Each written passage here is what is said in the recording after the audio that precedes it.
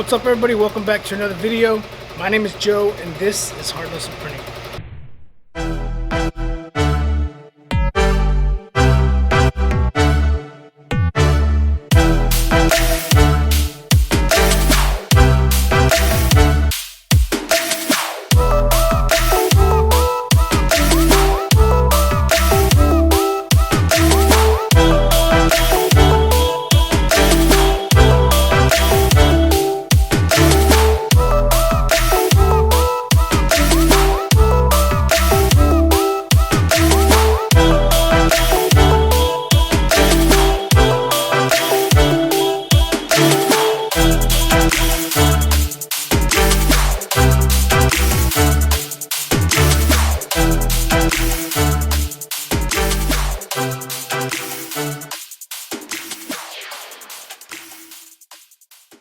Alright, so what we're going to be doing in this video is we're going to be doing some hats for a local business here in the CSRA. So if you guys need any renovation done to your property or your house, make sure you guys go down below, click the link. It's going to take you to his Instagram page.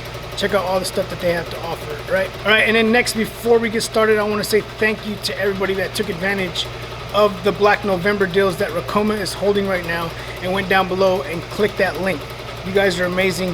Thank you guys. Those of you that have shared pictures with me of whenever you all were getting or unboxing or uncrating your machine. That's awesome. Appreciate you guys sharing that. And then those of you that told me that I have inspired or influenced you to go ahead and pick up one of these machines right here, I appreciate all of you guys' support. Right, so with that being said, do not forget, we have, I believe, till December 3rd. I'm gonna put a picture up right now that shows you the all right, so as you can see with this picture right here, they're still doing payments as low as $130 a month, 0% financing, free shipping up to $1,500, and then a free professional digitizing software up to $600. All right, so if you guys are interested in any of the machines that they carry, right, the MT1501, the 20 needle, the 1010, they got that chinchilla, whatever that one's called now. If you guys are interested in any of those embroidery machines, click that link. Stop procrastinating. Pick up that machine before it's too late, right? All right, so with that being said, what we're going to do now is we're going to get into this video. So we're going to go ahead, go over to the hooping station and start hooping these hats. Let's go. All right, so here we are with the hooping station for the MT1501. I'm pretty sure whatever embroidery machine that you buy, you get one of these. I'm not sure if it's the exact same size. I can only speak for what I have, right? So with the MT1501, you get two of these right here so that you can hoop a hat, and as one is stitching, prepare the other one so you can just keep them going, right, in rotation. All right, so we're gonna go ahead. If you look right here, there's a clip right here, there's one right here, and there's one right here. So whenever we do this, we're gonna put this on here. There's this groove right here. This groove has to slide into this groove right here, I guess we could say, right? So we're gonna go ahead, we're gonna stick it on there, and we're just gonna push it to hear it clamp like this. All right, so once you got that clamped into position, so the caps we're gonna be using these caps right here, and here is what we're using. They're called Big Accessories. As you guys know, Richardson hats are so hard to find. I also want to give a big shout out to Touch Up, because he came into the shop, put his trust in me to do his hats, so we're gonna do them. All right, let's do what we do here in the shop to have another satisfied customer, right? All right, so the next thing we're gonna do is we're gonna put our hat on here. So this hat is not as structured as a Richardson hat, and it's not an unstructured hat. So what I'm doing is I got these easy tearaway, right, backings. So I'm gonna take this here, I just fold it in the middle just to get the middle where I'm gonna put it into this right here. So I'm gonna slide it right into there, and then I'm gonna take my hat and I'm gonna slide it on there. All right, so I'm gonna take this off of here real quick because I want to show you on this hooping ring right here, you got some teeth around here where this band comes around and sits inside of there like that. So what that does is it's gonna hold the cap in place whenever you're doing embroidery, right? But you have to be careful with these teeth right here, because if you move your hat too far up and you are trying to embroider and you hit this piece right here, you're gonna break the needle every single time. So be careful when you do that, and I'm gonna show you what I do to avoid this right here. All right, so put our backing back on there. I'm gonna pull my sweatband out like this, right? Hopefully you can see that. I'm gonna pull it out, And I'm going to hold this down with 2 of my fingers, or however you want to do it, right? And then we're going to take our backing and we're simply going to slide it underneath, right, as far as you want to go. Remember, you don't have to go all the way to this piece right here, right? The farther you go down, the more those teeth are going to stick out on this side, the ones I was just showing you, right? So I like to go about right there, because whenever I first started, I thought I had to go all the way to the edge of this. So I was pushing the hat all the way to here, and then when I was embroidering, I messed up a ton of hats because I was hitting the teeth every single time, right? So we should be good there. We're gonna go ahead, we're gonna pull our sweatband out all the way around. We're gonna make sure it's out, just like the way it is right here. And then we're gonna take this right here and we're gonna secure our cap to the hooping ring, or whatever it's called, right? We're gonna bring this around, and then once we got it around over here, there is a latch right here. So what we're gonna do is we're gonna take this piece that's hanging right here, and we are simply going to hook it just like that, right? You got this one on the outside. You want to make sure it hooks to the outside of this ring right here. So bring this down and make sure it's on the outside. And once you got that, what you're gonna do is you're gonna grab it and pull it up. Now our hat is secure and we can take it off. All right, so there it is, right? Nice and straight. It's on this right here, right? There's our backing on the inside. This, what is the tearaway backing? We'll take care of that later whenever we're done embroidering. Whenever I did my training with Ricoma, they recommended that you use these clips right here to hold your cap in place. I'm going to show you. That's what they recommend, and I'm not telling you not to do it. I've had a lot of success not using them, right? I use them with unstructured hats. I don't really use them with structured hats, but if you want to use them, by all means, I'm not telling you not to, all right? So do what you got to do. All right, we got our clip here. As you can see, our clip is on there, and as I was telling you, make sure this one goes to the outside.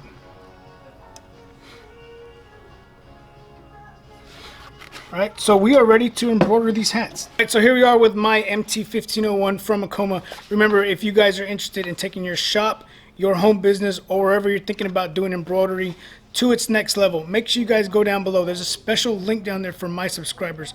By you guys clicking that link, it's going to save you up to $250 on a purchase on this machine or any machine that they carry. All right. Also, don't forget, they offer 0% financing, so it's a no-brainer, right? It's a no-brainer. This thing will pay itself off. You guys have seen what this thing has done for my shop since I've added it January. What are we in November now? And it's been crazy. It's been crazy. It's a learning curve, but if you're willing to put in the work and you're willing to sacrifice some time to learn your craft and to learn this machine, it's going to better you in the long run. All right, so let's go ahead, get back into this and embroider these hats right here. Whenever it comes to putting the cap onto the actual machine, you cannot put it directly on there, right?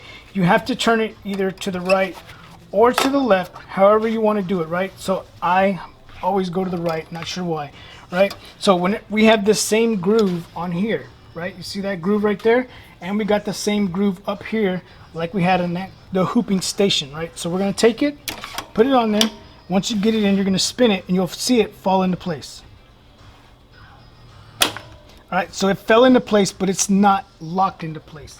So the next thing we're going to do is, all right, so once we got it on there, what we're going to do is we're going to grab the back of the bracket and the hooping ring, right? And we're going to squeeze it together to lock the ring into the bracket, right? One thing you don't want to do is just shove this on there because you're going to misalign all this right here, right? So if you're not doing embroidery yet, but you're thinking about it, this piece in the back here is what moves, right?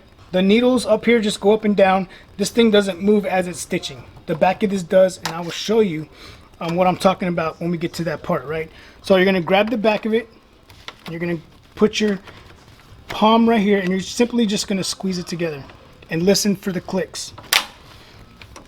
All right, so we got it in place, right? You could tap these, tap all of these little clips. If they're loose, it'll look like this, right?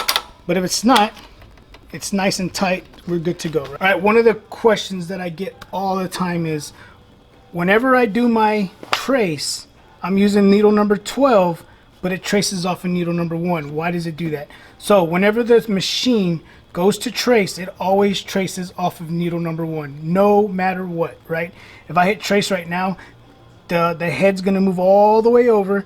It's going to get to number 1, and then it's going to do its trace, right? So that's just a normal thing. Don't worry about it. If you're on needle number 12 and you're like, let me do my trace, and it doesn't do it, right? It's going to move to number 1.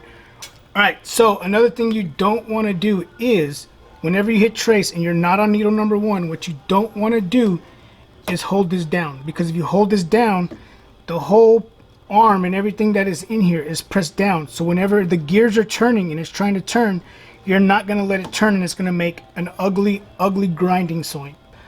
Whenever I first started, I'm just letting you know I did it, right? You live and you learn, right? So don't do it.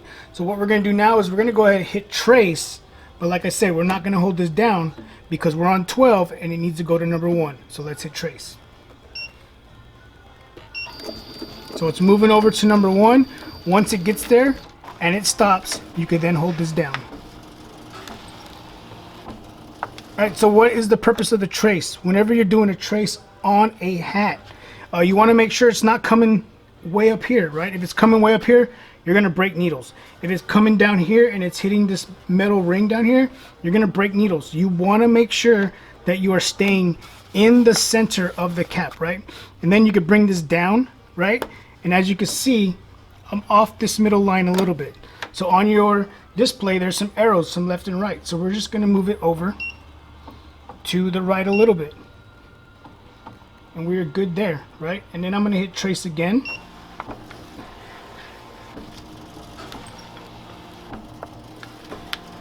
Alright, so we did our trace. We're good. The hat wasn't being pulled when it came to the top. It was nice and smooth up there. Remember, the max size that you could do for a hat in this area is 2.5 inches, right? If you go any bigger, you're going to take a chance of this thing pulling, and when it pulls, you're going to smash or break a needle every single time. So keep it within 2.5 inches, all right? Again, whenever you guys see this image nice and clean, if you guys are interested in some digitizing, go down below, check out my boy Aram. He does all my digitizing right now. I do have Chroma Lux. I'm trying to learn it before I try to get in there and show you guys stuff that I don't even know what I'm doing, right? So I'm trying to learn it to give you guys some videos on digitizing. But for right now, if you guys need digitizing, go down below, check out my boy Aram. He's done all my digitizing. All right, and then last, like I said, if you want to tie these down, put some clamps in there. I keep my clamps here, so whenever I do some unstructured hats, I know exactly where they're at. Right there, you can see them right there. I keep them there so if I need them. But for this light structure, I put a backing in there. I'm not going to use it, and you guys will see as I'm stitching this, we will not be using them, right?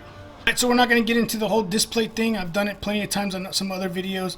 So if you guys are interested in checking out some of the other videos, make sure you guys go up here and click this link that will pop up. It will show you some of the other stuff that I've done before, right? So we've done our trace. We got our cap ring on there, and we are good to go. We're doing only 4,135 stitches, 20 hats.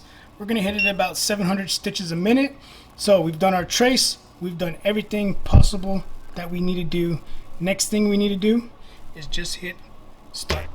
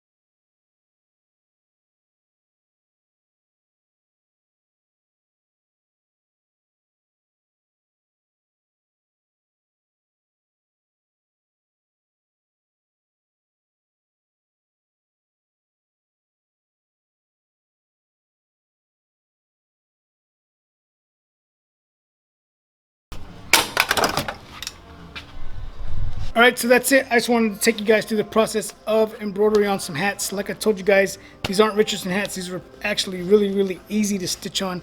I went from a 75 needle to a 65. And those of you that don't know the difference, the 75 is thicker than the 65. So the 65 made this look really clean when it came to stitching it. There's also different thread weights, right? So there's thinner and thicker. I went with the 40 weight, which is thicker than the 60 weight, and we got a good clean image whenever we did this, right? So again, if you guys are interested in one of these machines or any of the machines that they carry, make sure you guys go down below. There's a link down there, special link for you guys. By clicking that link, it's going to save you up to $250 just by clicking that link, right? So take your shop, your home business, or whatever you plan on doing to the next level, click that link. It's going to save you $250, right? So on top of that, you get 0% financing. Take advantage of it because it's probably not going to last forever, right? So thank you guys for watching another one of my videos. Thank you guys for all the support. And until next time, keep pressing.